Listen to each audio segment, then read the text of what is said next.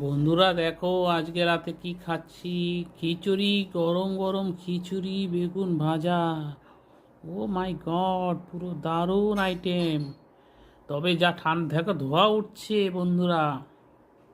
সত্যি এমন খিচুড়ি রান্না করেছে, মানে দারুণ ব্যাপার। গরমকালে তো মানে শীতকালে তো এটা বিরাট ব্যাপার একটা, অসাধারণ লাগে।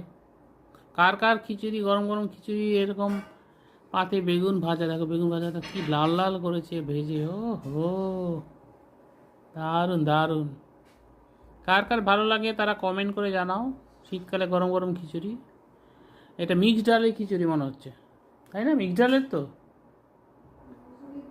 মুসুরির ডাল পেঁয়াজ ফেঁয়াজ দিয়ে একদম পুরো দারুণ করে বানিয়েছে, মানে অসাধারণ টেস্ট একটা। তবে সবাই খেয়ে ট্রাই করে দেখতে পারো, ভালো লাগবে আশা করি।